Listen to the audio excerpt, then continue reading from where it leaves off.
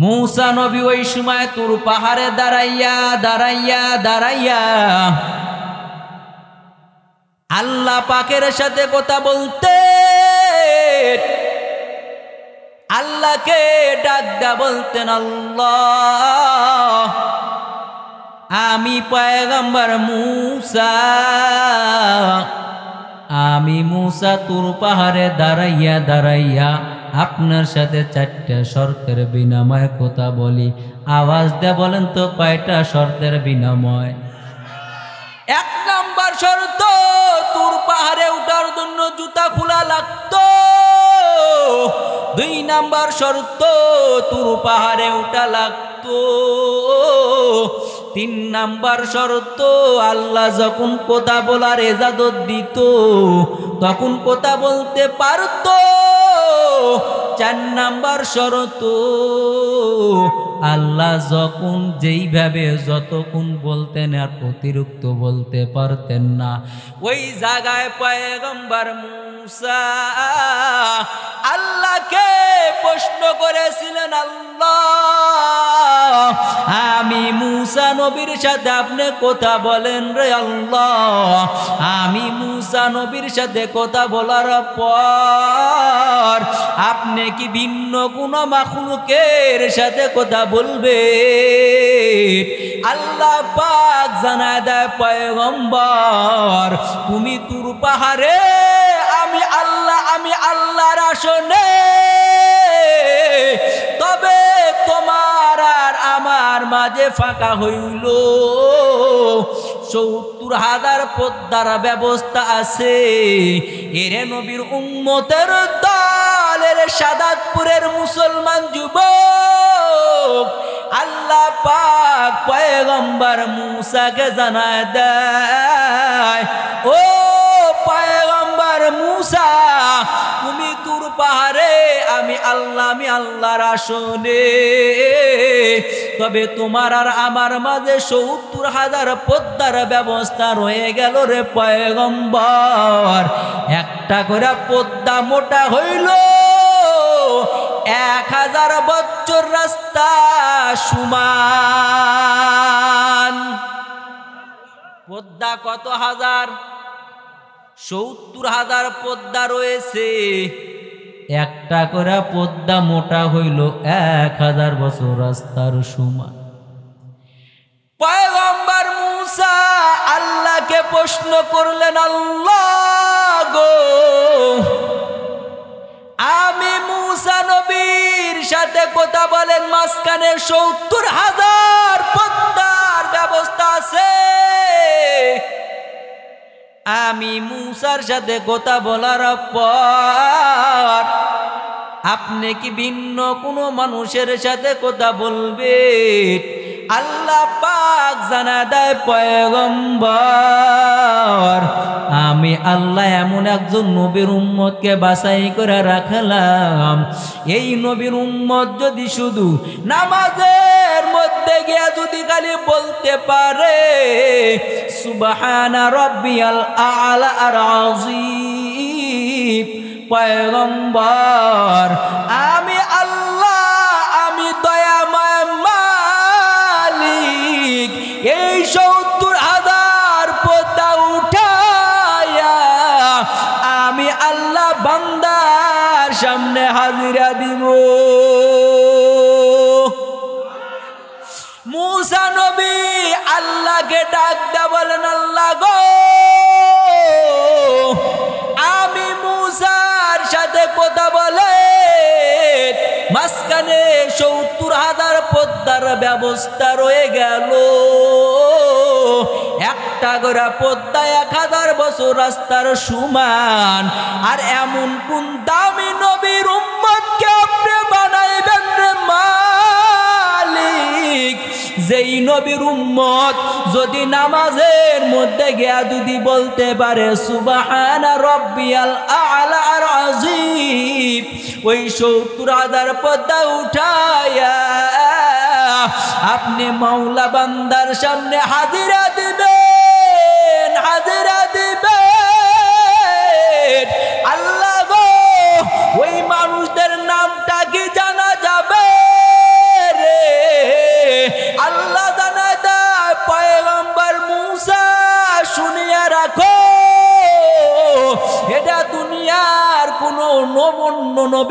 উম্মত নয়, এটা ঈসা নবীর উম্মত নয়, এটা নূহ নবীর উম্মত নয়, ঈসা নবীর উম্মত নয়, এটা হলো আখেরি নবীর উম্মত, আমার নবী মুহাম্মাদের উম্মত।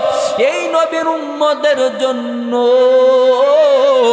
আমি আল্লাহ এমন পাওয়ার দেয়া রাখলাম, এই বান্দা যদি নামাজের মধ্যে যদি আমি আল্লাহকে একবার ডাক দেয়, আমি আল্লাহ এই ৭০,০০০ পর্দা উঠায়া আমি আল্লাহ বান্দার সামনে হাজিরা দিব। পয়গম্বর মূসা তুর পাহাড়ে দাঁড়াইয়া আল্লাহকে ৩টা প্রশ্ন করেছিলেন, আল্লাহ আমি নবীর সাথে কথা বলার পর আপনি ভিন্ন কোন মাখলুকের সাথে কথা বলবেন? আল্লাহ জানায় দিয়েছিলেন, পয়গম্বর তোমার সাথে কথা বলার পর আখেরি নবীর উম্মতের সাথে আমি আল্লাহ কথা বলবো। তুমি কথা বলার জন্য 4টা শর্ত রয়ে গেছে রে, আর আমার বন্ধুর উম্মতের কোনো শর্ত নাই। ওই বন্ধুর উম্মতের হাতে আমি আল্লাহর কথা বলার ভান্ডার উঠায় দিলাম।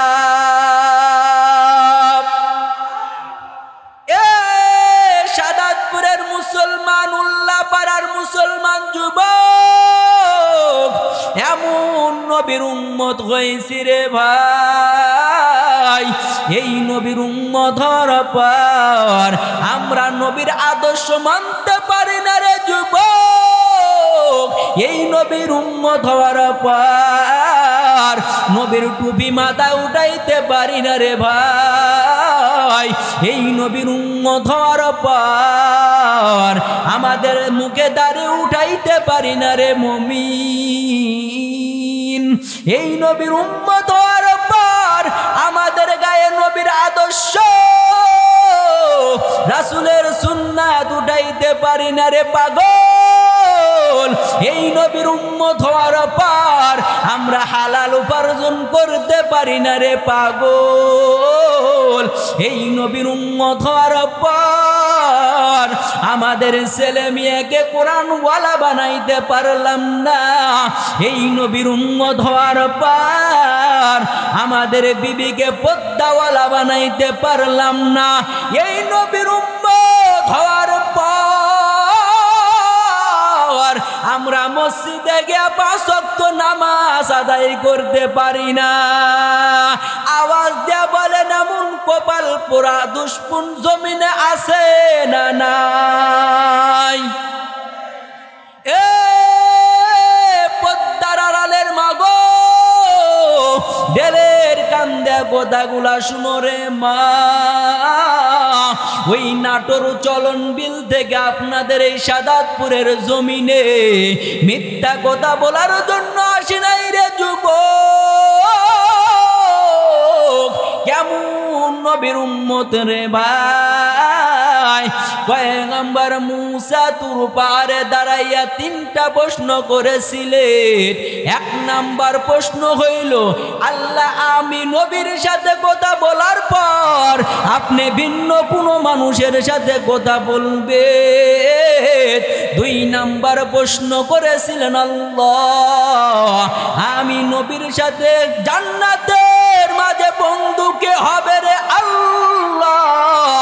3 নাম্বার প্রশ্ন করেছিলেন, আল্লাহ আপনি যদি কোনো ব্যক্তির উপরে খুশি হন এর আলামত কি?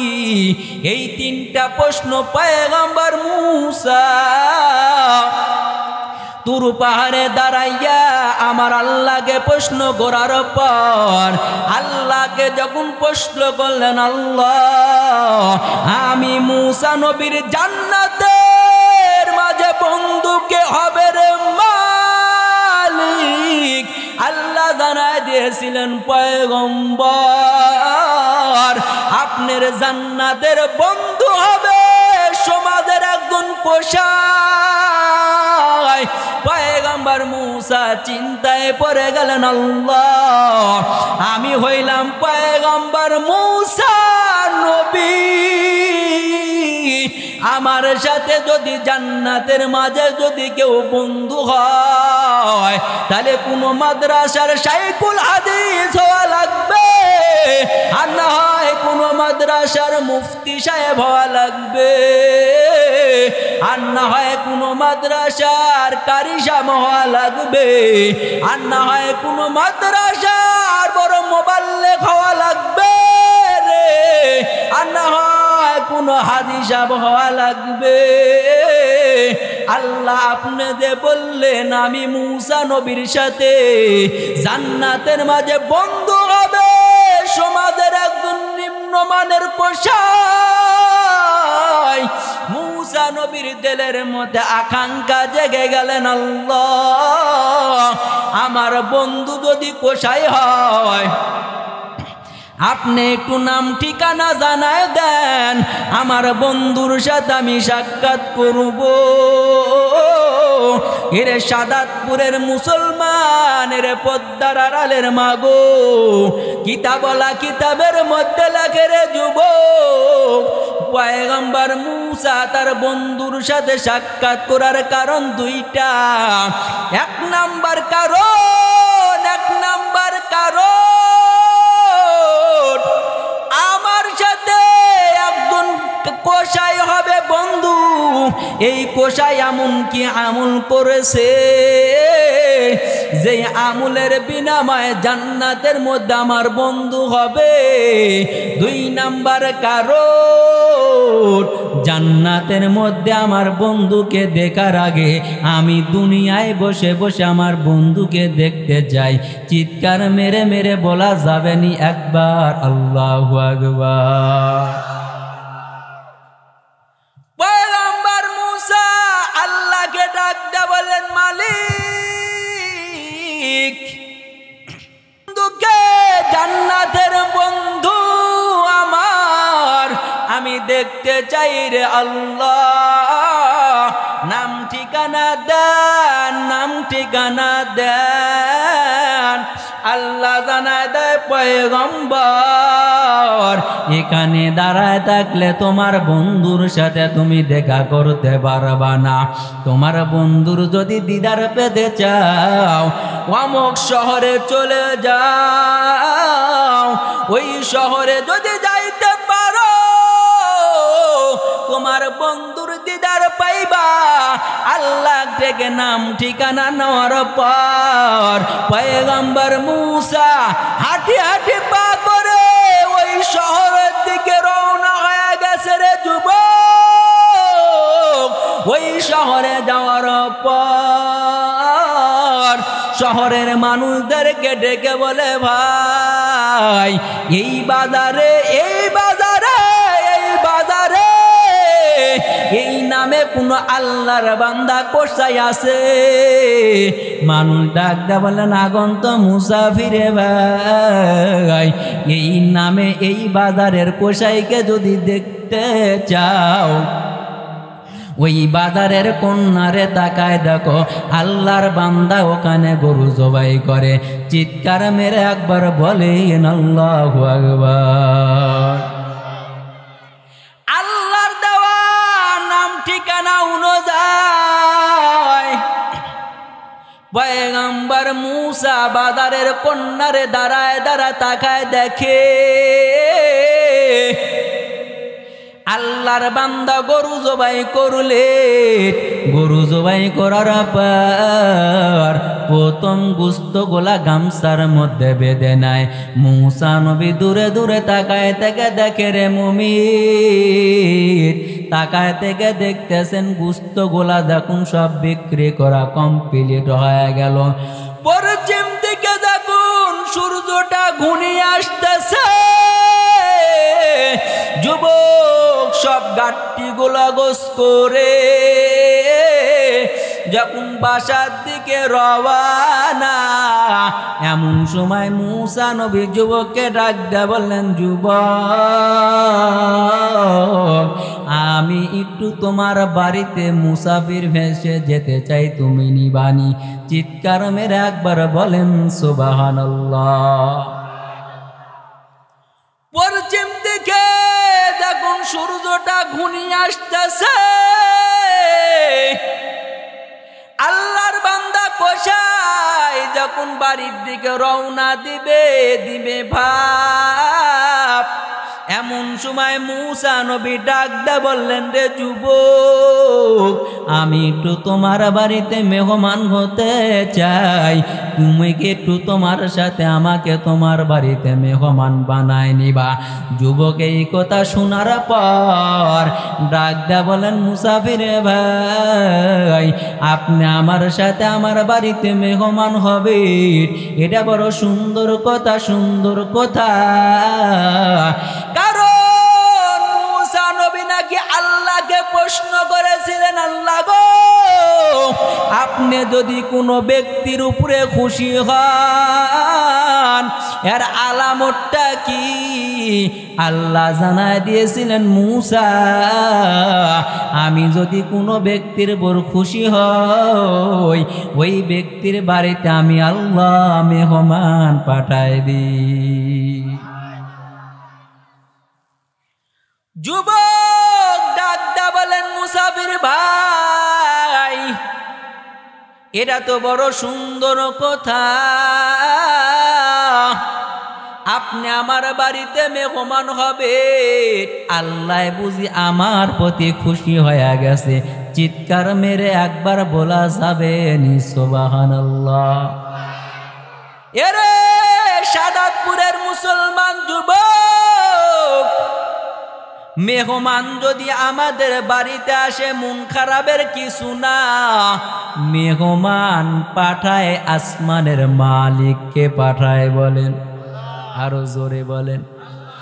আসমানের মালিক আমাদের বাড়িতে মেহমান পাঠায়, কারণ মেহমানের রিজিক মেহমান খাবে। মূসা নবী পরিচয় গোপন করে রাখলো, ডাকদা বলেন, যুবক, আমি একটু তোমার বাড়িতে মেহমান হিসাবে যেতে চাই। আল্লাহর বান্দা কসাই মূসা নবীকে মেহমান বানায়া বাড়ির দিকে রওনা।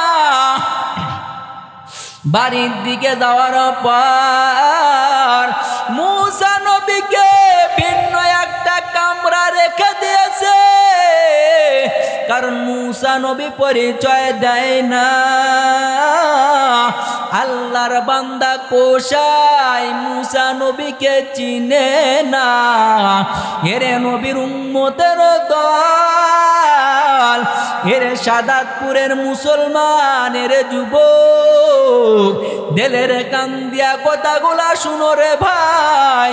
মূসা নবীকে ভিন্ন কামরা রাখার পর আল্লাহর বান্দা নিজে হাতে গুস্তগুলা কুটিয়া কাটিয়া নিজে হাতে রুটি পাকায়া রান্না দেখুন কমপ্লিট, রান্না দেখুন কমপ্লিট হয়ে গেছে। এমন সময় আল্লাহর বান্দা কসাই ভিন্ন একটা কামরার ভিতর থেকে বৃদ্ধ একজন মহিলাকে বের করে নেয়। এই মহিলাকে বের করে নেওয়ার পর ছোটবেলা সন্তানদেরকে মা যেমন আদর করে করে খানা খাওয়া, আল্লাহর বান্দা কসাই তার মাকে এমন ভাবে আদর করে করে রুটি আর গোস্ত দ্বারা খানা খাওয়ায়। খানা খাওয়া না দেখুন কমপ্লিট হয়ে গেছে রে। আল্লাহর বান্দি আসমানের মালিকের কাছে দুখানা হাত তুলিয়া দোয়া করে, আল্লাহ, আমার সন্তান এত ইবাদত করতে পারে না, আমার সন্তান আমার খেদমত করতে গিয়া তোমার হুকুম পালন করতে পারে না রে আল্লাহ। আয় আল্লাহ, তোমার কাছে আমি মা হয়ে আবদার জানাই দিলাম, আমার সন্তান আমার খেদমত করার বরকতে আমার সন্তানের সংসারের মধ্যে তুমি বরকত দান করো। এ নবীর উম্মতের দল, এরে সাদাতপুরের মুসলমান যুবক, এরে বৃদ্ধ বাবা যে যুবক, ও পদ্মার আড়ালের মাগো, দিলের কান দিয়া কথাগুলো শুনো, দিলের কান দিয়া কথাগুলো শুনো। আল্লাহর বান্দি আসমানের মালিকের কাছে দোয়া করলেন, আল্লাহ আমার সন্তানকে সংসারে বরকত দান করো। 2 নাম্বার দোয়া করলেন, আল্লাহ আমার সন্তান আমার এত খেদমত করে, এত খেদমত করে, এই খেদমতের বরকতে বরকতে তুমি পয়গম্বর মুসার সাথে আমার সন্তানকে জান্নাতের মধ্যে বন্ধু বানায় দিও। এরা যুবক বুঝে থাকলেন বলো, মা দোয়া করেছেন কয়টা? আরো জোরে বলো। পয়গম্বর মুসা নবী কামরার ভিতরে তাকায় তাকায় দেখে রে যুবক, পয়গম্বর মুসা আল্লাহর বান্দা পরিচয় দেয় না। আল্লাহর বান্দা পয়গম্বর মুসা কোষাইয়ের সামনে হাজির হওয়ার পরে কোষাইকে ডাক দেয়া বলে, যুবক তুমি যখন তোমার মাকে আদর করিয়া খানা খাওয়াও, তোমার মা দেখি তোমাকে খানা খাওয়ানোর বরকতে তোমার মা 2টা দোয়া করলো। কি দোয়া করলো রে যুবক? আমি একটু জানতে চাই। আল্লাহর বান্দার পয়গম্বর মুসা পরিচয়টা গোপন করে রাখছে, পরিচয় দেয় না। কোষাই ডাক দে বলে, মুসাফির ভাই আমার মায়ের এটা স্বভাবগত বৈশিষ্ট্য, আমি আমার মাকে যতদিন খানা খাওয়াই আমার মা আসমানের মালিকের কাছে 2টা দোয়া করে। 1 নাম্বার দোয়া, সংসারের মধ্যে বরকত দাও। আল্লাহর বান্দা পয়গম্বর মুসা আল্লাহর নবী ডাক দা বলে, যুবক তুমি বলো, তুমি বলো তোমার মায়ের 1 নাম্বার দোয়ার ফলাফল কি তুমি পেয়েছো? আল্লাহর বান্দা কোষাই আসমানের মালিকের কাছে হাত তুলে বলে, আল্লাহর কসম 1 বার, আল্লাহর কসম 2 বার, আল্লাহর কসম 3 বার, আমার মায়ের দোয়ার বরকতে, আমার মায়ের দোয়ার বরকতে আমার সংসারের মধ্যে এত বরকত, এত বরকত, আমার সংসারের কোনো অভাব নাই।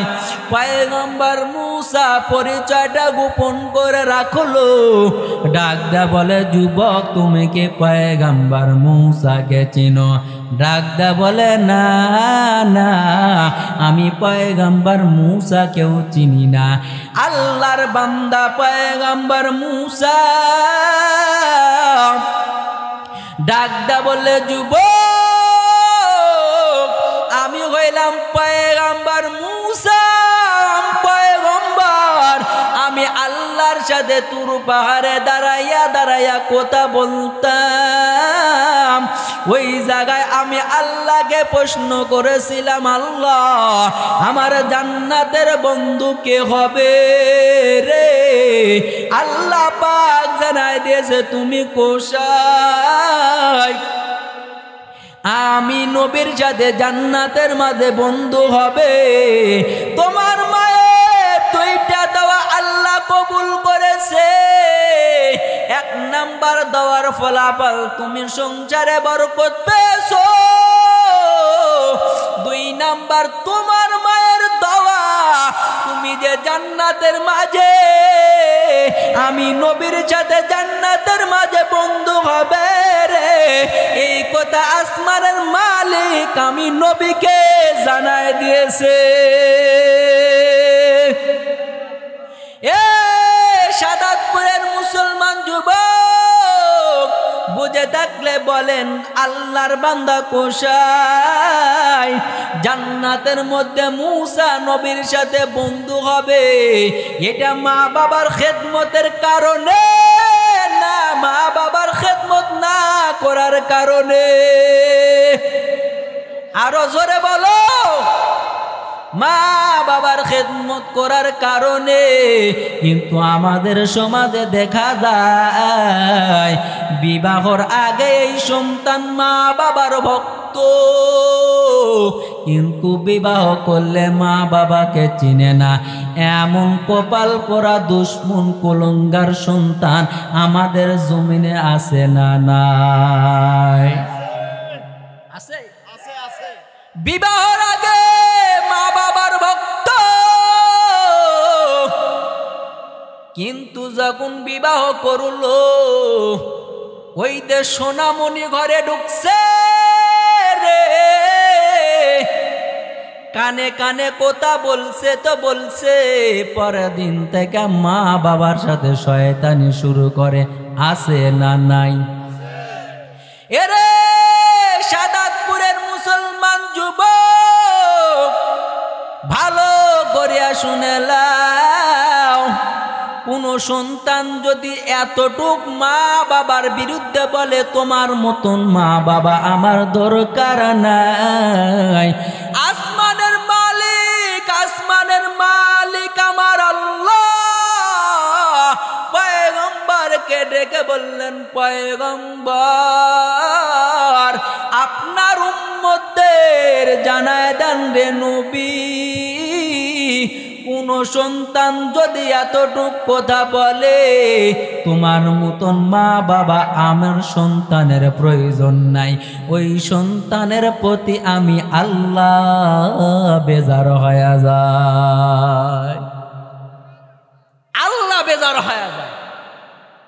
আমাদের সন্তানদের মধ্যে এতটুক কথা যদি কেউ বলে তোমার মতন মা বাবা আমাদের কি নাই, দরকার নাই, আসমানের মালিক নবীকে ডাক দেয় বলে, পয়গম্বর আপনার উম্মতদের জানায় দেন এতটুক কথা বলার কারণে ওই সন্তানের উপরে আমি আল্লাহ নারাজ হয়ে যাই। নাউজুবিল্লাহ। এই মা বাবা আমার মালিকের কাছে কেমন দামি রে যুবক, এই মা বাবা আমার মাওলার কাছে কেমন দামি রে ভাই। আল্লাহ পাক আল্লাহর নবীকে জানায় দেয়, পয়গম্বর এই মা বাবার পায়ের তলে আমি আল্লাহর 10 দুনিয়া বানানো জান্নাত মা বাবার পায়ের তলে রেখে দিলাম। সুবহানাল্লাহ বলে।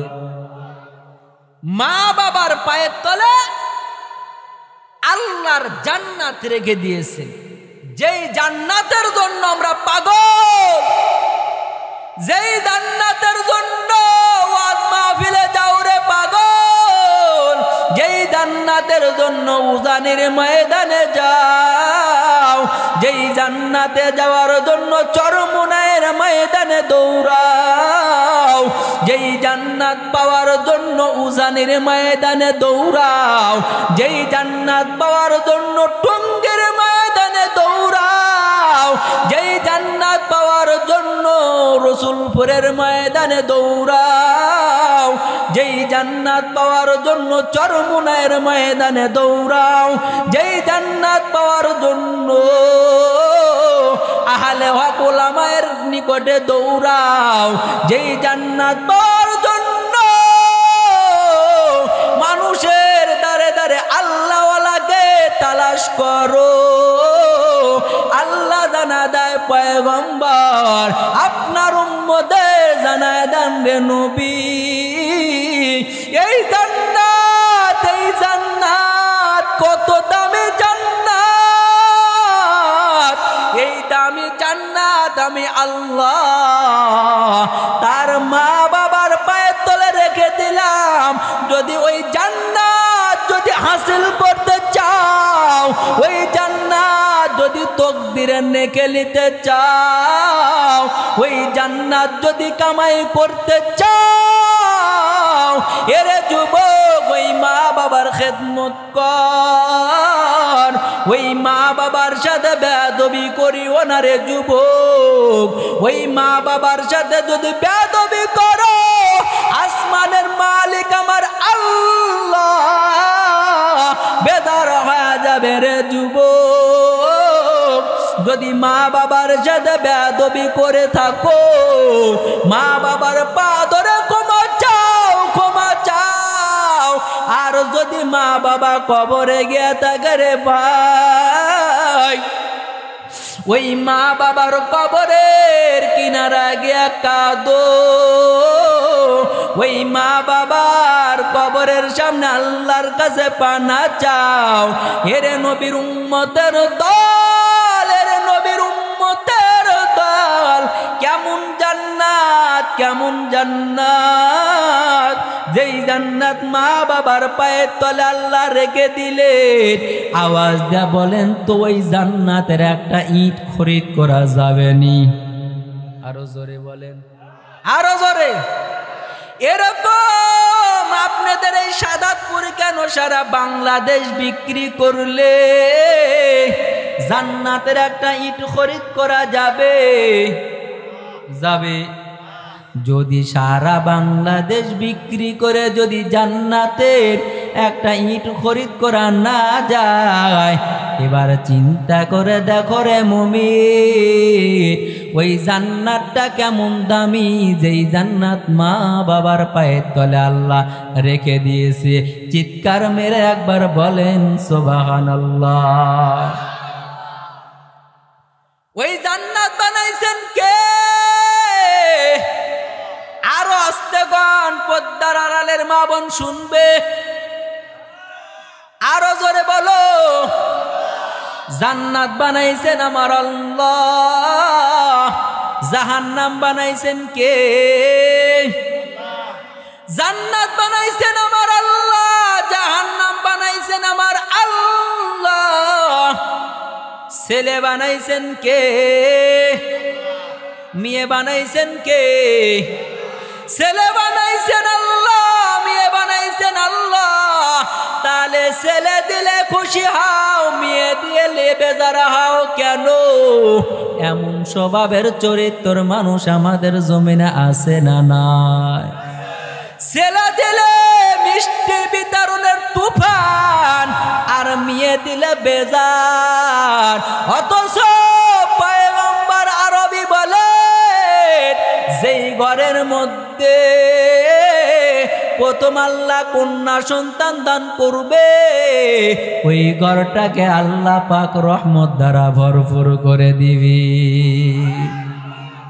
কন্যা সন্তান আমাদের ঘরে আসলে আল্লাহ রহমত দ্বারা ভরপুর করে দেয়। এরে নবীর উম্মতের দল, ওই কন্যা হইলে আমাদের সমাজের মানুষ মন বেজার করে, আছে না নাই? আরো জোরে বলেন। আশরাফ আলী থানভী রাহমাতুল্লাহি আলাইহি তার কিতাবের মধ্যে একটা ওয়াকিয়া লিখছে রে যুবক। আল্লাহর এক বান্দা বিবাহ করার পর 6টা কন্যা সন্তান হয়েছে, কিন্তু 7 নম্বরে তার বিবি গর্ভবতী। আশরাফ আলী থানভী রাহমাতুল্লাহি আলাইহি লেখে, তার বান্দার বিবাহ করার পর 6টা কন্যা সন্তান হয়েছে, 7 নম্বরে তার বিবি গর্ভবতী। আল্লাহর বান্দা তার বিবিকে ডাক দিয়ে বললেন, বিবি দেখতে দেখতে তোমার গর্ভ থেকে 6টা কন্যা হইল, এবারও কিন্তু তুমি গর্ভবতী। তবে বিবি তুমি শুনিয়া রাখো, শুনিয়া রাখো, যদি তোমার গর্ভ থেকে এবার কন্যা হয়, 1 2 3 বলে তোমাকে বাপের বাড়ি পাঠায় দিব। এরে সাদাতপুরের মুসলমান যুবক, বুঝে থাকলে বলেন তো 1 2 3 ব্যাখ্যা আপনারা জানেননি? আরো জোরে বলেন। এই যে পাশের মুরব্বী বলতেছে তালাক, পয়গম্বর আরবি বলেছে মহিলা লোকের কাছে যদি আপন কোনে মানুষ থেকে থাকে রে মুমিন, তার স্বামী তার কাছে যেই পরিমাণের আপন, দুনিয়ার মধ্যে তার মা তার কাছে এই পরিমাণের আপন না, তার বাবা তার কাছে এই পরিমাণের আপন না, তার ভাইও তার কাছে এই পরিমাণের আপন না, তার নানিও তার কাছে এই পরিমাণের আপন না, তার চাচিও এই পরিমাণের তার কাছে আপন না, তার খালাও তার কাছে এই পরিমাণের আপন না, যেই পরিমাণের আপন তার স্বামী তার কাছে। আওয়াজ কমে গেল ভাই, আওয়াজ কমে গেল কেন? যেই পরিমাণের আপন তার স্বামী তার কাছে, ওই স্বামী যদি বিবিকে এমন কথা বলে 1 2 3, আপনারা বুঝে থাকলে বলেন বিবি খুশি হবে না বেজার হবে? আল্লাহর বান্দাকে এই ঘোষণা দিয়েছে, ঘোষণা দেওয়ার পর স্বামী স্ত্রী একই খাটের উপরে ঘুমায়। আল্লাহর কুদরত, আল্লাহর কুদরত বুঝা বড় দায়। আল্লাহ স্বপ্নের মাধ্যমে দেখায় দেয় হাসরের মাঠ কায়েম হয়ে গেছে, হাসরের মাঠ কায়েম হয়ে গেছে, কায়েম হয়ে গেছে। এই আল্লাহর বান্দা জাহান্নামের আসামি হয়ে গেল রে।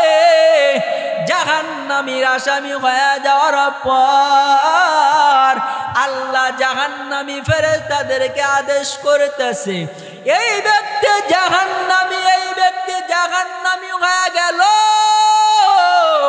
এই ব্যক্তিকে জাহান্নামের শিকল লাগায়া এই ব্যক্তিকে জাহান্নামের দিকে টানো, জাহান্নামের দিকে টানো। আল্লাহর বান্দা স্বপ্নের মাধ্যমে দেখতে পায় জাহান্নামী ফেরেশতারা আমার হাতে জাহান্নামের হ্যান্ডকাপ লাগায়া জাহান্নামের দিকে টানতেছে, জাহান্নামের দিকে টানতেছে, জাহান্নামের দিকে টানতে টানতে যখন জাহান্নামের প্রথম গেটে হাজির, জাহান্নামের প্রথম গেটে যাওয়ার পর তাকায় দেখে এই যুবকের প্রথম কন্যা জাহান্নামের প্রথম গেটের দারোয়ানি দায়িত্ব পালন করতেছে। চিৎকার মেরে মেরে একবার বলা যাবে নি আল্লাহু আকবার। জাহান্নামের প্রথম গেট থেকে আওয়াজ উত্তোলন করেছে,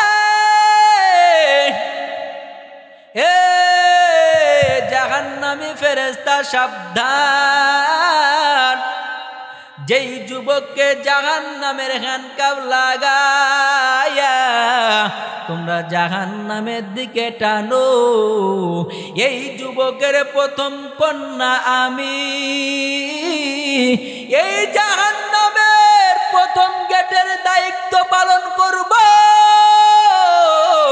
আর আমার বাবাকে এই গেট দ্বারা জাহান্নামে ঢুকাইবা। এটা কখনো হইতে পারে না রে ভাই। এ ফেরেশতা, এ ফেরেশতা, এ ফেরেশতা শুনো, পারলে ভিন্ন কোনো দরজা দ্বারা আমার বাবাকে জাহান্নামে ঢুকাও, আমি মেয়ে বাধা দিব না। তবে এই জাহান্নামের প্রথম গেট, 1 নাম্বার গেট, এই গেট দ্বারা আমার বাবাকে ঢুকাইতে পারবা না। জাহান্নামের ফেরেশতারা ওখান থেকে ফিরে দেখুন 2 নাম্বার গেটে রওয়ানা। 2 নাম্বার গেটে যাওয়ার পর দুই নাম্বার মেয়ে আওয়াজ উত্তোলন করে বলে ফেরেশতা সাবধান, এই যুবকের দুই নাম্বার কন্যা আমি এই জাহান্নামের দুই নাম্বার গেটের জিম্মাদারি দায়িত্ব পালন করব। আর আমার বাবাকে এই জাহান্নামের দুই নাম্বার গেট দ্বারা ঢুকাইবা, এটা কখনো হইতে পারে না। পারলে তুমি ভিন্ন কোনো দরজা দ্বারা আমার বাবাকে জাহান্নামে ঢুকাও, আমি মেয়ে বাধা দিব না। এ নবীর উম্মতের দল, এরে পদ্মার আড়ালের মাগো, এরে যুবক যারা মেয়ে হইলে বেজার হও, ছেলে হইলে খুশি হও, দিলের কান দিয়া কথাগুলো শুনো। আশরাফ আলী থানভী রহমাতুল্লাহ আলাইহি তার কিতাবের মধ্যে লেখেন রে ভাই, দুই নাম্বার গেট থেকে ফিরে যাওয়ার পর তিন নাম্বার গেটে দেখুন হাজির। তিন নাম্বার গেটে যাওয়ার পর তাকায় দেখে এই বান্দার তিন নাম্বার মিয়া জাহান্নামের তিন নাম্বার গেটে দাঁড়ায় আছে। চিৎকার মেরে বলেন সুবহানাল্লাহ। এই মিয়া জাহান্নামের তিন নাম্বার গেট থেকে আওয়াজ উত্তোলন করেছে, রে পাগল, এই ফেরেশতার দল, এই যুবকের তিন নাম্বার কন্যা আমি এই জাহান্নামের তিন নাম্বার গেটের জিম্মাদারি দায়িত্ব পালন করব। আর আমার বাবাকে এই গেট দ্বারা জাহান্নামে ঢুকাবে কখনো হইতে পারে না। তিন নাম্বার মেয়ে কি বক্তব্য দেয় চার নাম্বার গেটে যাওয়ার পর? চার নাম্বার মেয়ে কি বক্তব্য দেয় পাঁচ নাম্বার গেটে যাওয়ার পর? পাঁচ নাম্বার মেয়ে কি বক্তব্য দেয় ছয় নাম্বার গেটে যাওয়ার পর? ছয় নাম্বার মেয়ে একই আওয়াজ তুলেছেন আল্লাহু আকবার বলেন। ছয় নাম্বার মেয়ে ডাক দেয়া বলেন ফেরেশতা সাবধান, এই ছয় নাম্বার গেটের জিম্মাদারি দায়িত্ব পালন করি আমি এই যুবকের ছয় নাম্বার কন্যা। আর আমার বাবাকে এই গেট দ্বারা ঢুকাইবা সম্ভব না। আপনারা বুঝে থাকলে বলে আল্লাহর বান্দার মেয়ে ছয়টা, জাহান্নামের দরজা কয়টা? অটোমেটিক ছয়টা দরজা কিন্তু বন্ধ হয়ে গেছে রে পাগল। সত্যই তো সাত নাম্বার দরজাটা ফাঁকা হওয়ার কথা কিনা? কথা কয় না। আসলেই তো সাত নাম্বার দরজাটা ফাঁকা হওয়ার কথা, কিন্তু সাত নাম্বার দরজায় যখন হাজির, সাত নাম্বার দরজা তাকায় দেখে কোনো মিয়া নাই। জাহান্নামী ফেরেশতারা যখন টানা আরম্ভ করলো, টানতে টানতে যখন জাহান্নামের তাপমাত্রা শরীরে লেগে গেল, আল্লাহর বান্দা চিৎকার দিয়ে উঠেছে, ঘুমটাও ভেঙে গেল, লাফ দিয়া খাটের উপর থেকে ফলরে পড়ে গেল। ফলরে যখন পড়ে যায়, বিবি ডাক দে বলে স্বামী, একই খাটের উপরে তুমি আর আমি ঘুমাই, কিন্তু তুমি কেন চিৎকার দিয়ে খাটের উপর থেকে ফলরে পড়ে গেলে জানতে চাই। স্বামী ডাক দে বলে বিবি গো, রাতের বেলা তোমাকে বলেছিলাম তোমার গর্ভ থেকে দেখতে দেখতে ছয়টা কন্যা হয়েছে, এবারও কিন্তু তুমি গর্ভবতী হয়েছ। তবে তোমার গর্ভ থেকে যদি এবারও কন্যা হয়, আমি রাতের বেলা বলেছিলাম 1 2 3 বলে বাপের বাড়ি পাঠায় দিব। তবে বিবি তুমি শুনিয়া রাখো, যদি তোমার গর্ভ থেকে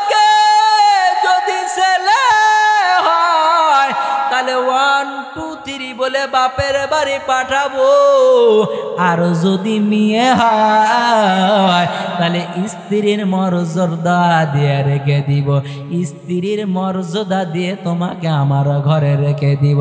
চিৎকার মেরে বলা যাবে নি সুবহানাল্লাহ। বিবি ডাকতে বললেন, স্বামী গো, রাতের বেলা বলেছ মেয়ে হলে তালাক দিবা, আর এখন বলতেছ ছেলে হলে তালাক দিবা, কারণটা কি জানাও? স্বামী ডাকতে বলে, বিবি গো, এই কথার ফলাফল এখন তোমাকে জানানো যাবে না। এই কথার ফলাফল যেদিন তোমার গর্ভ থেকে সন্তান দুনিয়ায় ভূমিষ্ঠ হবে, ওই দিন এই কথার ফলাফল তোমাকে জানায় দেওয়া হবে। চিৎকার মেরে একবার বলেন সুবহানাল্লাহ। ওই দিন বলবো ছেলে হলে তালাক, মেয়ে হলে রাখবো, কোথা উল্টায় দিলেন কেন? ওই দিন বলবো। দেখতে দেখতে আল্লাহর বান্দির আবার 7 নম্বরে কন্যা হয়েছে। এক আল্লাহর বান্দাকে খবর ছড়ায় দেয়, ভাই তোমার বিবির গর্ভ থেকে আবার কন্যা সন্তান হয়েছে। আল্লাহর বান্দা আসমানের মালিকের কাছে হাত তুলে বলেন, আল্লাহ আমার জন্য তুমি 7টা জাহান্নামের দরজা বন্ধ করে দিয়েছো, কারণ স্বপ্নের মাধ্যমে তুমি যে কীর্তিকলাপ দেখাইছ, স্বপ্নের মধ্যে তুমি যেই কাণ্ড দেখাইছো, 6টা কন্যার কারণে জাহান্নামের 6টা দরজা বন্ধ, আর 7 নাম্বার তো আমার জাহান্নামের দরজা অটোমেটিক ফাঁকা। কিন্তু 7টা কন্যা দেওয়ার পর তুমি বুঝাই দিলে তোমার আমার জন্য জাহান্নামের 7টা দরজা আল্লাহ বন্ধ করেছে। তবে মেয়ের মতন যদি মেয়ে হয়, এক মেয়ের জন্যই জাহান্নামের দরজা বন্ধ হয়। আর মেয়ে যদি তাসলিমা মার্কা বেশ্যা হয়, তাহলে একটা মেয়ের জন্যই জাহান্নামের দরজা ওপেনে খোলা হয়। আছে না নাই? আরো জোরে বলো, এ যুবক, এ যুবক, এ যুবক, আল্লাহ কন্যা দিয়েছো তোমাকে, তোমার মেয়ে কোন পথে চলে দেখার দায়িত্ব বাবার আছে না নাই? তোমার ছেলে জাহান্নামের পথে দৌড়ায়, তোমার মেয়ে জাহান্নামের পথে দৌড়ায়। জাহান্নামের পথ থেকে মেয়ে ছেলেকে স্ত্রীকে বাঁচানো বাবার কর্তব্য আছে না নাই? কিন্তু তোমার মেয়ে যে কলেজের নাম দিয়ে ক্যাম্পাসে আড্ডা মারতেছে, মারে কি মারে না? ক্যাম্পাসে বেগানা যুবকের সাথে কি মজার গল্প আছে না নাই? ক্যাম্পাসে যদি দিকে তাকাই, আমি তো বাবা বগুড়া মেন শহরে থাকি, কলেজের ক্যাম্পাসের দিকে যদি তাকাই, আল্লাহর বান্দারা কত সুন্দর করে একজনের কাঁধের উপরে আর একজন মাথা রাখায়া ঘুমায়। আছে না নাই? হে যুবক, হে যুবক, হে যুবক, তোমার একটা মেয়েকে তুমি হেফাজত করতে পারো না রে মুমিন, আর একজন 10টা ছেলেকে কেমনে হেফাজত করবে? তোমার মেয়েকে তুমি হেফাজত করো না, কিন্তু যুবকদের দোষ দেওয়া আছে না নাই? আছে। পুরো সর্বনাশ। ক্যাম্পাসের দিকে যদি তাকাই, ভাই দাদার দিকে এগিয়ে আসেন, এগিয়ে আসেন, এগিয়ে আসেন, একটু দেখা যায় আর কোনোদিন আসি আর না আসি। ক্যাম্পাসের দিকে যদি তাকাই, দেখিয়া মগা আর মগি এই যে এইভাবে আঙ্গুল দেয়, ভাই কি সুন্দর করে একজন আর একজনের হাতের মধ্যে হাত দিয়া এইরকম করে কাঁধের পর কাঁধ দিয়ে কি যে মজার গল্প করে ভাই, মনে হয় রসগোল্লা খাওয়াচ্ছি। কথা গায় না যুবক? এ যুবক কথা বলতে হবে তো। তোমার মেয়ে কলেজের কথা বলে পার্কে আড্ডা দিবে, তোমার মেয়ে কলেজের কথা বলে ক্যাম্পাসে আড্ডা দিবে, তোমার মেয়ে চাকরির অজুহাতে বেগানা যুবকের সাথে আড্ডা দিবে, তুমি এদিকে তল্লাশি করবা না, তুমি এদিকে খবর রাখবা না, আর তুমি যুবকদের ইফটিজিনের মামলা দিবা না। তোমার এক মেয়ে তুমি বেঁধে রাখতে পারো না, আর একজন 10 যুবক কেমনি বেঁধে রাখবে? এই যুবক, ভুল বললাম না সঠিক বললাম? আচ্ছা বলেন তো, যদিও কথাটা একটু মাইন্ডে না নেন, আপনাদের অঞ্চলে গাভী নাই? গাভী চিনেন? চিনেন? কারণ আপনাদের এই সাদাতপুর, এটা তো সাদাতপুরই নাকি? কি থানা এটা? সাদাতপুর থানা। আপনাদের এই সাদাতপুরে যে গরু পালে, আমাদের নাটোরে এই পরিমাণে গরু পালে না, আছে না নাই? আপনারা বুঝে থাকলে বলেন, কোন বান্দা যদি ফ্রি ফ্রি ফ্রি ফ্রি গরুর দুধ পায়, মাইন্ড লিয়েন না, কোন বান্দা যদি ফ্রি ফ্রি কি পায়? গরুর দুধ পায়, আপনারা বলেন তো দুনিয়ার কোন পাগল ওই গরু পালার দরকার আছে? আর কষ্ট করে ঘাস কাটিয়া গরু খাওয়ানোর দরকার আছে? ও তো ফ্রি দুধ পাচ্ছে। তাহলে তোমার এক মেয়ে ছেড়ে দিয়ে রাখছো বকনা, যুবক যদি ফ্রি পায়, যুবকের আর দরকার আছে? এ যুবক কথা বলো না কেন? তাহলে মান না তোমরা যুবককে কেমন দোষাও? আগে তোমার মেয়েকে ঠিক করো, এরপর যুবককে ধরো। তোমার মেয়েকে ঠিক করবা না, আর তুমি যুবককে দোষ দিবা না। ও নিজের গাছ নিজের সীমানা করলে কি হয়? তাল গাছ আমার। তোমার মেয়েকে ছেড়ে দিছ, আর যুবকদের খালি ইফটিজিনের মামলা। কথা বলে না কেন? তবে যুবক তুমি শুনে রাখো রে, তোমার সামনে যদি বেগানা নারী পড়ে যায়, আল্লাহ জানা দেয় পয়গম্বর আপনার উম্মতদের আপনি জানায় দেন, যদি কোনো যুবকের সামনে যদি বেগানা নারী পড়ে যায়, কি পড়ে যায়? কোন যুবকের সামনে যদি বেগানা নারী পড়ে যায়, ওই নজরটা নিম্নগামী করে দাও, করে দাও, করে দাও।